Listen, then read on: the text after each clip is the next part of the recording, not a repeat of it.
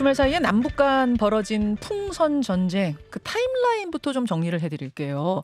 일단 지난주 금요일입니다. 남한의 탈북민 단체 두 곳에서 북한을 향해 대남 전단지, 대북 전단지를 살포했습니다. 그러자 북한이 토요일에서 일요일로 넘어가는 밤에 또다시 오물풍선을 띄운 거죠. 원래 그 일주일 전에 오물풍선 살포 중단하면서 전단지 또 날아오면 우리 다시 보내겠다 그랬는데 다시 보낸 겁니다. 이번에는 총 330여 개의 오물풍선으로 추정이 됩니다. 그러자 우리 정부도 공언한 대로 맞대응을 했습니다. 어제 오후 4시 55분경 북한을 향해서 확성기를 틀었습니다. 6년 만인데요. 어제 그 확성기 내용을 지금 공개하진 않았는데 대략 이런 정도로 추정이 돼요. 3대에 걸쳐 북한 주민 모두를 정신적인 노예로 만들어 놓고 단지 수령의 아들이라서 나도 수령이 되어야 한다는 전대미문의 세습 독재 체제에 기생하는 자, 인민의 원수일 뿐이다. 따라서 우리는 김정은 정권을 절대로 인정하지 않는다. 예, 뭐 이런 식의 뭐 뉴스들 또 한국 가요들 이런 것들을 계속 트는 겁니다. 그러자 밤 11시경에 김여정 노동당 중앙위 부부장이 담화를 발표했어요. 만약 한국이 삐라와 확성기 방송 도발을 병행해서 나선다면 새로운 우리의 대응을 목격하게 될 것이다. 새로운 대응이라는 단어가 나왔습니다. 여기까지가 타임라인 정리입니다. 자, 이 상황을 어떻게 봐야 하는지, 우리가 어떤 대응을 할 수 있는지 제1야당의 시각을 한번 들어보고 싶어서요. 사성장군 출신의 민주당 김병주 의원 초대했습니다. 어서 오십시오. 의원님. 네, 안녕하세요. 김병주입니다. 주말 사이에 또 오물풍선이 날아왔습니다. 이 상황 예상하셨어요? 네, 예상했었습니다. 왜냐하면은 북한에서 추가적으로 예를 들어서 하면은 그런 행동을 하겠다라고 이미 예고가 됐었기 때문에 지금 예고된 수순으로 이렇게 가고 있는 것 같아요. 가고 있는 것 같다. 근데 이게 진짜로 그 우리나라 탈북민 단체들이 보낸 그 전단지 그것 때문에 이렇게까지 하는 거야? 혹시 뭐 다른 게 있는 건 아니야? 이런 얘기들도 하는데 어떻게 보세요? 뭐 일단 직접적인 원인은 우리 탈북 단체에서 보낸 전단이 원인이지만 저는 한 세 가지 있다고 봐요.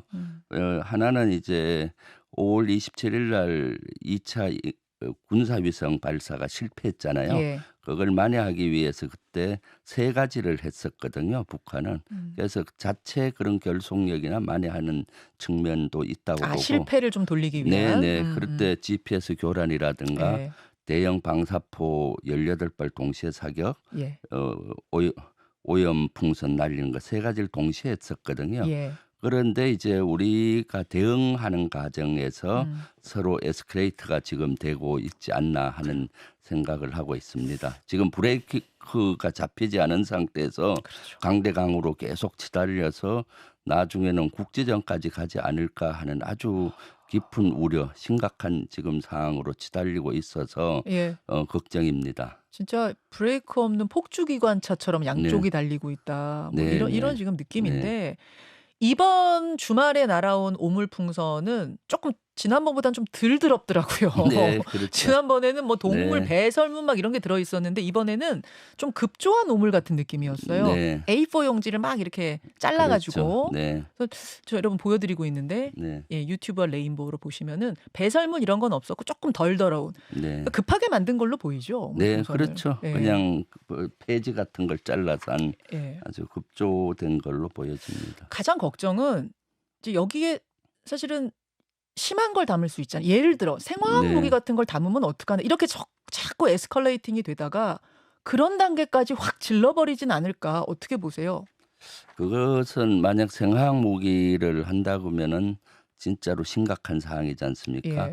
아마 전쟁까지도 불사를 해야 그 정도 하지 않을까 하는데요. 생화학 무기 담기면 전쟁으로 가는 건가요? 전쟁으로 갈 수가 있죠. 왜냐하면 우리 대한민국에서도 용납을 안 하고 국제사회도 그러한 생화학 무기는 용납을 안 하는데 항상 그 만약을 대비하잖아요.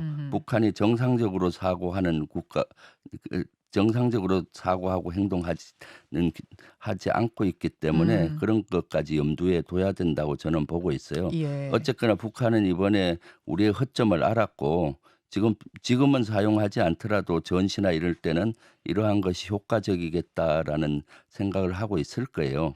풍선에다가 생화학 무기나 또는 폭탄이나 이런 것도 할 수 있겠다라는 걸 알아냈던 것 같고요. 이번에 생화학 무기를 싣진 않겠지만 이게 네. 일종의 테스트 같은 것이 될 수도 있다. 될 수도 처음에는 그런 용도로 쓰지 않았는데 해보니 허점이 발견이 됐잖아요. 지금 우리 군원이나 윤석열 정부에서는 3번 지금 4차에 걸쳐서 오는데도 손 놓고 있었잖아요. 어떠한 총 한 발 쏘지도 못하고 이걸 격추를 GOP 선상에서 시키지도 못하고 그다음에 이제 이거 국민들에게 경고 메시지 보내는 걸로 끝내버렸잖아요. 이것은 아주 심각하다고 봅니다. 지금 우리 전 전선이 뚫혔다고 보여지는 거고요. 더 가가는 저는 대통령실의 하늘의 울타리라고 하는 비행 금지 구역도 이번에 북한이 보낸 풍선에 뚫힌 것이 아닌가 하는 생각을 해요. 그러니까 이건 심각하죠. 왜냐하면 오세훈 시장이 메시지 페이스북에 올린 거 보니까 수방사령관으로 보고를 받았는데 이 북한의 풍선이 김포와 용산을 지나서 청담대교로 가고 있다는 얘기를 들었다. 뭐 이런 게 나왔잖아요. 용산 대통령실 상공도 지나갔을 것이다. 네, 그렇죠. 그리고 용산에도 한 개 정도 떨어졌다는 얘기가 들리고 있어서 용산 지역에? 예, 제가 확인을 하고 있는 겁니다. 그렇다면은 우리 대한민국 전 영공이 뚫힌 것이 뿐만 아니라 지난번에 무인기처럼 대통령실의 하늘이 울타리라고 할 수 있는 비행 금지 구역도 뚫힌 것이 아닌가 해서 오늘 지금 그 확인 작업을 하고 있습니다. 용산에 떨어진 것이 어디에 떨어진 것인지 대통령실 바로 앞인 것인지 용산에 떨어졌다면은 10중 8구는 비행 금지 구역 아닐 겁니다. 왜냐하면은 비행 금지 구역의 크기가 용산 대통령실로부터 반경 3.7km 원으로 돼 있고 한남동 감저로부터 반경 3.7km이기 때문에 사실은 용산에 떨어졌다고 하면은 또 용산을 지나갔다고 하면은 비행 금지 구역이 뚫혔다고 볼 수밖에 없죠. 그럼 뭐 군에 계셨던 분이니까 제가 여쭙는데 그건 어떤 의미인가요? 그러니까 오물 풍선이 이번에는 오물이 담긴 거지만 거기에 뭐든지 담을 수 있는 그런 상황에서 그것이 용산 대통령실을 지나갔다. 그럼 그 주변에 떨어졌다라는 것의 의미는 어떻게 군에서는 받아들여야 되는 건가요? 대통령실의 울타리가 뚫혔으니까 경호작전의 실패고 작전의 실패죠. 왜냐하면 지상에도 울타리가 있잖아요. 용산에 가면은 하늘에는 눈에 보이지 않을 뿐이지 비행금지 구역은 하늘의 울타리라고 보면 됩니다. 그 안에 이제 뭐가 들어가면 어떻게 해야 되는 거예요? 그럼 뭐가 보이면? 바로 격추예요? 격추시켜야 되는 거죠. 그리고 거기에는 그런 시스템을 다 갖추고 있습니다. 그럼 풍선은? 대공진지도 있고 전부. 그런데 문제는 이번에 풍선이 이래 날아오는데도 불구하고 군에서조차도 이것을 어떻게 조치해야 될지 매뉴얼이 없었다는 거예요. 그러면 1차, 2차나 오면 빨리 매뉴얼을 만들고 대응 체계를 갖추고 요격할 수 있는 시스템을 갖춰야 되는데 지금 여기에는 그 손을 놓고 있어요. 그리고 엉뚱한 방향으로 지금 조치를 하고 있는 거거든요. 소 잃으면 외양간이라도 고쳐야 되잖아요. 다시 소를 잃지 않게 하기 위해서. 소 잃고 외양간도 지금 안 고치고 있는 정부가 되다 보니까 너무 걱정이 되죠. 지금은 그러면 비행 금지 구역에 군용기 이런 것이 들어오면 당연히 격추는 뭐 너무나 당연한 이야기고 그렇죠. 드론 같은 경우도 드론에 대해서도 해야죠. 규정이 있습니까? 이런 풍선이 날아오는 것에 대해서는 없었단 말씀인 거군요. 지금 풍선에 대해서도 사실 격추를 해야 되는데 군에서 예를 들면 전방 GOP 군사분계선을 넘어왔을 때 격추하고 뭐 어떤 인원 매뉴얼이 있느냐 하긴 했더니 없더라고요. 없어요. 네, 그러면 빨리 만들어야 되잖아요. 서두에 얘기했지만 거기에는 새로운 도발의 아주 강한 형태거든요. 거기에 생화학 무기나 폭발물을 실을 수가 있고 또 앞으로는 대형 풍선에 동력 장치를 열 수도 있어요. 지난번에 러시아에서 대형 풍선에 동력 장치를 넣어서 미국 상공을 지나간서 미국에서 격추시켰잖아요. 그러니까 이것은 하나의 큰 새로운 도발이 형태이기 때문에 여기에 대해서는 집중적으로 이것을 할 수 있는 체계를 갖춰야 되거든요. 사실 1년 반 전에 그 북한 무인기가 서울 상공을 해짓고 그때 비행금지 구역까지 침투가 됐잖아요. 그때 사실은 레이더라든가 소형 드론 잡는 레이더라든가 무기 체계를 음흠. 엄청나게 보강을 하고 드론 사령부도 만들었어요. 맞아요. 이 사실 고무풍선은 드론보다도 더 대형이고 잘 보여요, 더. 네, 속도도 늦죠. 그러니까 사실은 이번엔 보기는 다 보였을 거란 얘기네요. 다는 못 보더라도 보기가 쉽죠. 일단 그렇죠. 비행 금지 구역 안에 있는 건 그렇죠. 봤을 다 거라는 거 아니에요. 봤죠. 드론보다 훨씬 보일 수가 크니까. 있고 하지만 어떻게 대처할 어떤 매뉴얼이 없었기 때문에 아마 그냥 지나가는 걸 봤을 것이다. 대체할 무기 체계는 있어요. 군에서 예, 예. 드론이나 대공 무기 같은 경우는 예. 실제 공중에서 자폭하는 탄이 있습니다. 음. 지금 군에서 별명이 이것을 요격하려고 했는데 탄이 북한으로 넘어가서 교전이 일어날까 봐 못했다 하잖아요. 네. 그런 엉터리 같은 답변이 어디 있습니까? 대공에 날아오는 드론이나 무인기나 적해기 같은 경우는 네. 대공에서 요격하면은 그것이 맞추지 못하더라도 공중에서 폭발을 해요. 그 탄이 북한으로 넘어가지는 않아요. 어허. 그러니까 이런 탄들이 지난 무인기 침투 실패한 침투를 허용한 이후 보강을 우리가 엄청나게 많이 했는데도 불구하고 이번에 아무런 조치도 못하고 아직까지 있죠. 지금도 오늘 또 어젯밤에 풍선이 날아왔는데도 네. 그냥 메시지 보낸 것밖에 없잖아요. 기다리라고. 근데 김병주 네. 의원님, 지금 비슷한 말씀을 유승민 전 의원도 SNS 쓰셨더라고요. 이거 안보 불감증이다. 격추해야 된다. 그러니까 거주하는 지역으로 넘어오기 전에 격추해야 된다. 이런 얘기를 네. 유승민 전 의원도 쓰셨던데, 근데 그렇게 되면 그러니까 그 풍선을 우리가 포를 쏴서 격추한다 그러면 북한을 더 자극하는 거고, 이러면 강대강 대치 에스컬레이팅이 더 확성기보다 더 심하게 되지는 않겠습니까? 그 부분은. 그렇진 않죠. 우리가 사실은 MDL을 넘어오는 어떤 예. 침입 세력이든 물체든 MDL 선상, GOP 선상에서 격추시키는 것이 당연한 것이고요. 그렇게 된다면 북한이 거기서 격추가 되고 막가지잖아요. 예, 예. 그렇다면 고무풍선을 더 이상 날리지가 않죠. 거기서 다 요격이 되고 격추된다면은. 그런데 그게 안 되고 속수무책으로 예. 아무런 손 놓고 있으니까 예. 지금 마음껏 지금 풍선을 보내고 있지 않습니까? 예전에도 왜 삐라 넘어왔잖아요. 네네. 저도 막 초등학교 때 그거 주우러 네. 다니고 학교에 신고하고 이랬던 기억이 나는데, 그때는 그럼 다 어떻게 했어요? 그 풍선들? 그때는 사실 이런 위협성을 그렇게 많이 느끼지 못했잖아요. 거기에 뭐 사실, 생화학 무기가 실릴 거다 이런 생각도 그리고 못했고. 그때는 이렇게 대대적으로 한 적도 없었고요. 그냥 그 전단 정도 보내는 거. 그 당시는 우리도 사실은 예. 북한에 전단을 보내고 했으니 예. 그 정도로 했는데 이번에는 오물을 그 안에 이어서 대대적으로 했고 그 오물이 만약에 생화학 무기였든가 폭발물이 있다 그러면은 당장 우리 국민이 피해로 가기 때문에 예. 인구 밀집 지역 주민들이 집중돼 있는 지역에 오기 전에 전방 지역에서는 예. 요격이 가능하거든요. 예. 그런데 저는 아하. 더 분노하고 너무 군인이나 윤석열 정부 황당하다는 것이 총 한 발을 못 쐈어요. 물론 100% 맞기는 어려울 거예요. 왜냐하면 고무풍선의 위치에 따라서 다르죠. 네. 통상 고무풍선을 날린다 하면 북한이 군사분계선을 북쪽 10km 정도 지점에서 해요. 예. 그러면 우리 MDL을 넘어올 때는 아마 상공 100에서 200짜리도 있을 거고 바람이 세게 불면은 1km, 2km 상공일 수도 있는데 그 상공 정도에 따라서 요격할 수 있는 확률은 좀 차이가 있지만은 그래도 거기에서 그런 군사적인 대응 조치를 해야 되는데 손 놓고 그냥 총이 북쪽으로 넘어갈 것 같아서 송알이 못 대응했다. 이것이 군이 얘기해야 될 할 얘기는 아니죠. 그러니까 거주 지역으로 넘어오기 전에 격추하는 것은 이건 자극이 아니라 당연히 군이 해야 될 일이다, 그 말씀이신 건데, 당연하죠. 휴일에 비상근무 체계를 돌린다든지 뭔가 이런 강력 대응을 했다고 하거든요, 군이. 일요일 날 그 비상을 걸어서 하는 경우면 제가 충분히 이해하는데 네. 어저께도 아주 비이성적으로 비정상적으로 정상 근무를 시켰어요.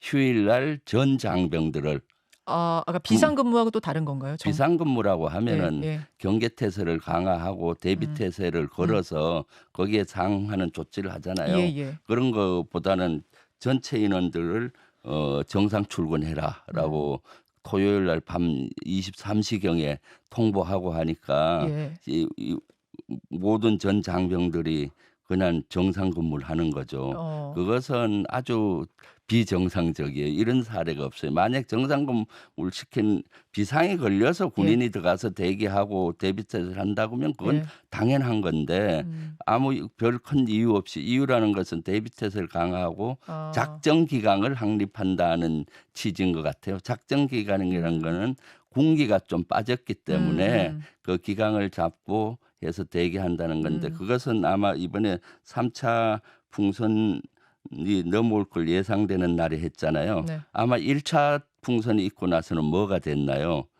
대통령이 그 국민의힘 연찬회에 가서 맥주 마시고 어퍼컷하고 이렇게 기분 좋다 했잖아요. 그때 이미 군에서는 음주 자제령이 내려간 상태였는데 그러한 행동이 됐고 그러니까 윗물이 맑아야 아랫물이 밝는데 2차 풍선이 넘어올 땐 어떻게 했나요? 가장 전방을 잘 대비해야 될 1사단장이 음주를 해서 문제가 돼서 보직 해임되니까 3차 풍선 넘어올 때는 이것도 음주 이런 사고 나면 어떡하지 하고 전 장병 정상근무해 이렇게 됐지 않나 싶어요. 그러니까 이것이 지금 이렇게 되니까 사실은 이런 대비태세를 할 땐 확실히 하지만은 또 조화되게 이렇게 부대 관리가 돼야 되는데 이렇게 되니까 군이 요새 연달아 사고도 일어나는 것도 다 그와 연관성이 저는 좀 있다고 보거든요. 자, 격추를 만약 했는데 그러니까 뭐 민간인 거주 지역으로 넘어오기 전에 격추를 했는데 거기에 대해서 북한이 뭔가 이의 제기를 하면서 그게 무력 충돌로 이어질 가능성 이렇게는 안 보세요? 그거는 저는 그럴 가능성은 없다고 봐요. 그래요. 왜냐하면 그 총알이 북쪽으로 넘어갈 경우는 그렇게 되겠죠. 사실 2015년경에 목함지뢰 사건이 났을 때 그러한 사항이 있었어요. 우리가 날리는 풍선을 북한 고사총을 쏴서 우리 탄이 우리 지역으로 넘어왔고 그다음 그래서 우리가 또 대응 포격전을 하고 그런 사례는 좀 있긴 했었죠. 그런데 이제 그걸 이제 보통탄으로 쏘면 안 되고 대공탄이라고 해서 공중에서 자폭 기능을 가진 탄으로는 대응을 해야 된다. 우리의 대응은 대북 확성기 방송이었거든요. 이제 어제 오후부터 틀기 시작한 이 대응은 그럼 어떻게 보십니까? 그것은 사실 소를 이루면은 외양간을 고쳐야 되잖아요. 지금 고무풍선이 날아오는 거에 대한 대응을 해야 되는데 여기에 대한 대응 조치가 전혀 안 된 상태에서 다른 옵션을 내놨잖아요. 이것은 계속 반복되는 것 같아요. 지난번에 무인기 침투를 허용했을 때 그럼 무인기를 식별해서 격추시킬 걸 어떻게 할지를 따졌어야 되는데 그때도 NSC 열어서 북한 무인기 보냈으니까 우리 무인기 보내해서 북쪽으로 보낸 적이 있거든요.